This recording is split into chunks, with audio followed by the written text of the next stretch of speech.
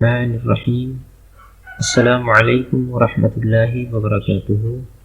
ये जो मैं वीडियो बना रहा हूँ इसमें मुसल्लस की अहमियत इस इल्म के अंदर क्या है उसका हम मुशाहिदा करने की कोशिश करते हैं। तो आइए शुरू करते हैं। अब जैसे यहाँ पर मैंने एक लकीर खींची ना,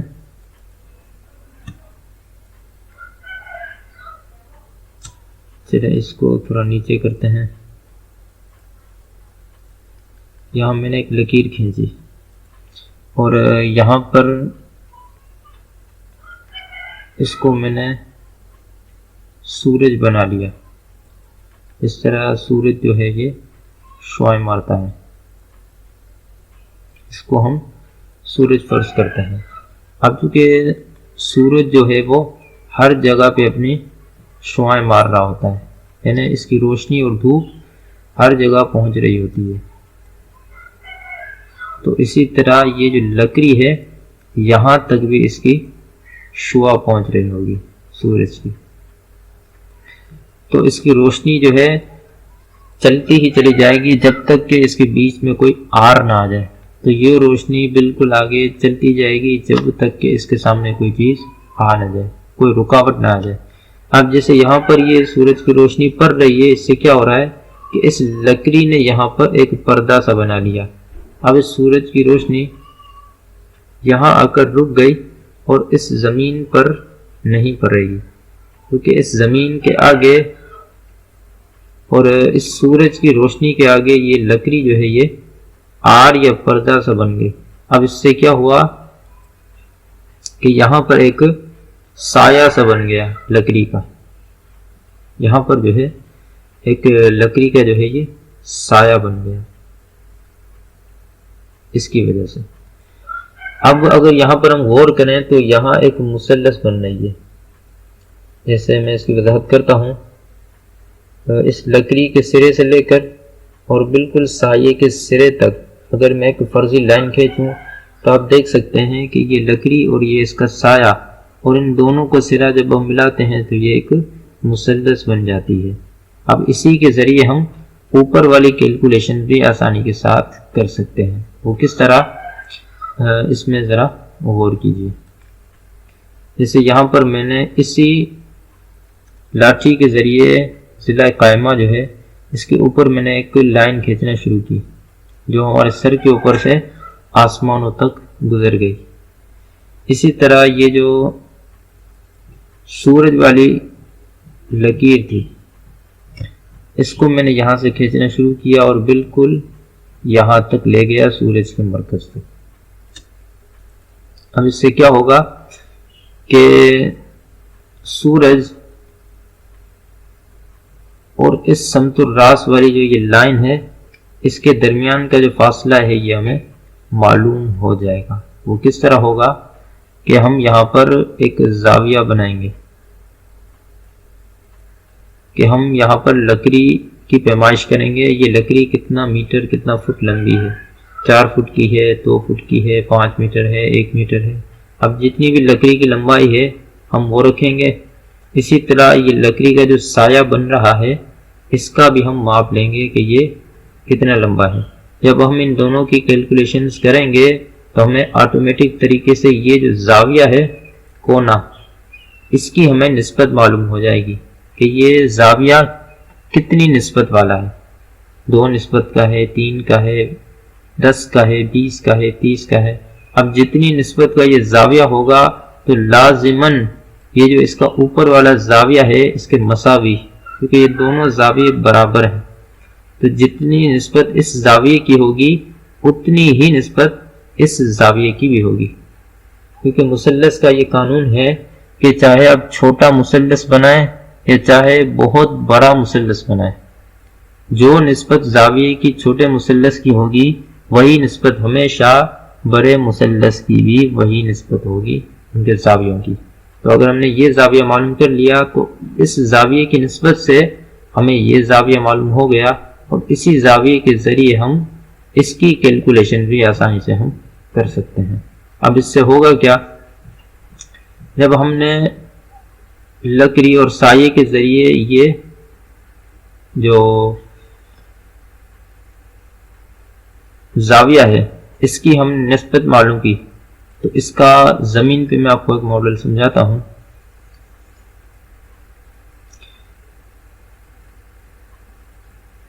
जैसे यहाँ पर मैंने खत्ते इस्तवा जिसको 0 डिग्री कहते हैं ज़मीन पर, इसको खींचा और यहाँ पर मैं मौजूद हूँ।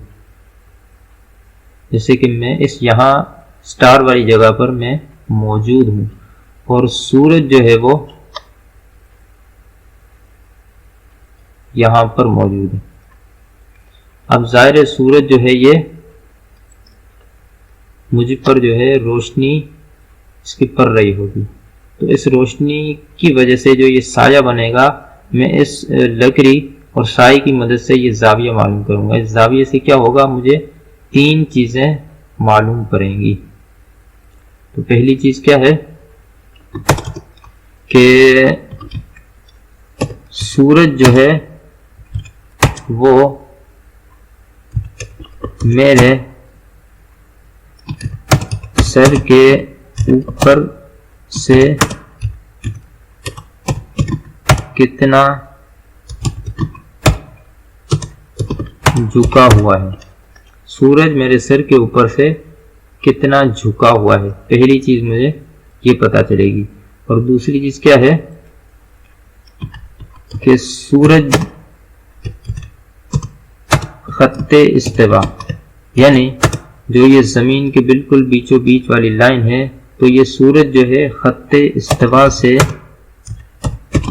कितना दूर है।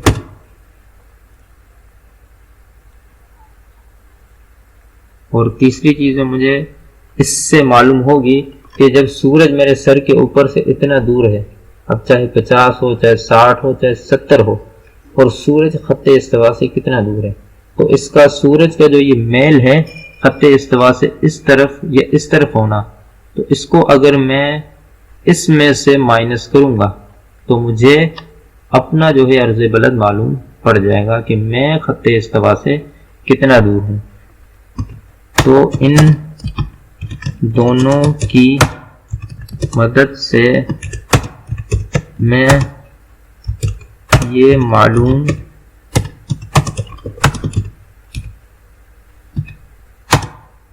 कर सकता हूं कि मैं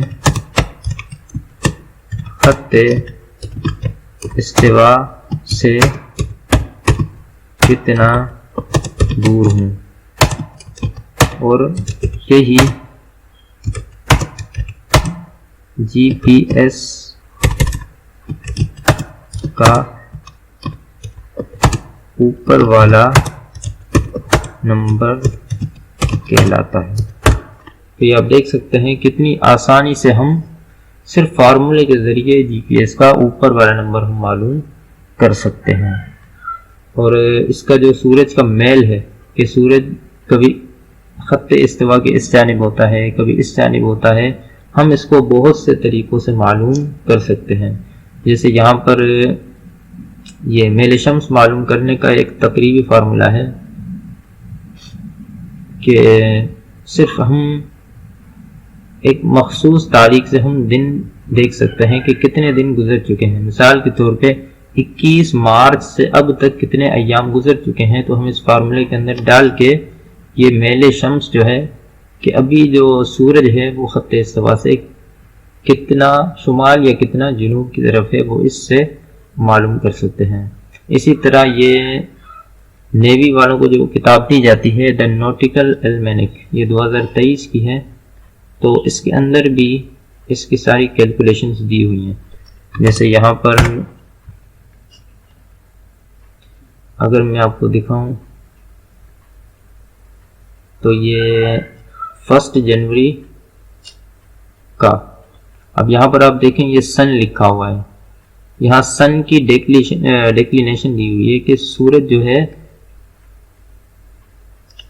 जनवरी की 1 तारीख को रात के 12 बजे एस यानी कि जुनूबी दुनिया में होगा और ये खत्ते इस्तिवा से 23 दर्जे और 2 दकीके या 2 मिनट दूर होगा। तो इसी के ज़रिए हम पूरे साल का जो है सूरज का डेटा, चांद का डेटा और दीगर सैयारों का डेटा हम इससे मालूम कर सकते हैं। मज़ीद इंशाल्लाह अगली वीडियोस में इस किताब को भी पढ़ने और समझने की कोशिश करेंगे। तो ये सारी वैल्यूज़ जो हैं सन की इसमें लिखी होती हैं, हर घंटे की।